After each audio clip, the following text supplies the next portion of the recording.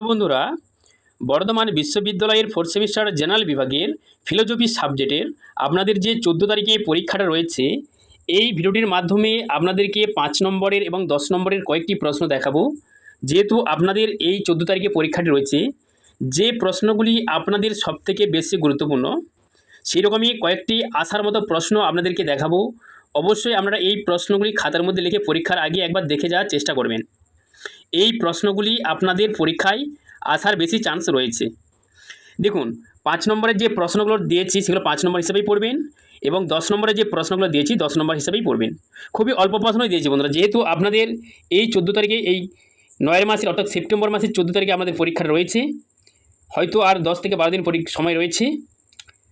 তো অবশ্যই বন্ধুরা এই কয়েকটি প্রশ্ন আপনারা একবার দেখে যাওয়ার চেষ্টা করবেন। দেখুন, প্রথম যে প্রশ্নটা রেখেছি, গান্ধীজির সত্যের ধারণাটি ব্যাখ্যা করো। গান্ধীজির সত্যের ধারণাটি ব্যাখ্যা করো। বিবেকানন্দের মায়া তত্ত্বটি ব্যাখ্যা করো। বিবেকানন্দের মায়া তত্ত্বটি ব্যাখ্যা করো। অমঙ্গলের সমস্যা সম্পর্কে রবীন্দ্রনাথের মত ব্যাখ্যা করো। অমঙ্গল এর সমস্যা সম্পর্কে রবীন্দ্রনাথের মত ব্যাখ্যা করো। ইকবালকে অনুসরণ করে জগতের স্বরূপ আলোচনা করো। ইকবালকে অনুসরণ করে জগতের স্বরূপ আলোচনা করো। তো আপনারা বন্ধুরা জানেন যে আপনাদের 5 নম্বরে 6টা প্রশ্ন থাকে, 4টে প্রশ্ন লিখতে হয়। এই যে আপনাদেরকে 6টা প্রশ্ন দিচ্ছি, আপনারা এই 6টি প্রশ্ন ভালো করে বুঝে পড়বেন। আশা করি ওই 4টে প্রশ্ন আপনারা পেয়ে যাবেন। এবং 10 নম্বরে যে 4টে আপনাদের প্রশ্ন থাকে, 2টো প্রশ্ন লিখতে হয়। আপনাদের 10 নম্বরে 4টে প্রশ্ন দিয়েছি, আশা করি ওইখান থেকে 2টো প্রশ্ন আপনারা পেয়ে যাবেন। যেহেতু আপনাদের এই 14 তারিখে পরীক্ষাটা রয়েছে, খুব কম প্রশ্ন দেওয়ারই চেষ্টা করেছি। ইকবালকে অনুসরণ করে জগতের স্বরূপ আলোচনা করো। ইকবালকে অনুসরণ করে জগতের স্বরূপ আলোচনা করো। রবীন্দ্রনাথকে অনুসরণ করে মানুষের সসীম স্বরূপের 3টে দিক আলোচনা করো। রবীন্দ্রনাথ ঠাকুরকে অনুসরণ করে মানুষের সসীম স্বরূপের 3টে দিক আলোচনা করো। সংজ্ঞামূলক প্রতিটি সম্পর্কে রাধাকৃষ্ণনের ধারণার ব্যাখ্যা করো।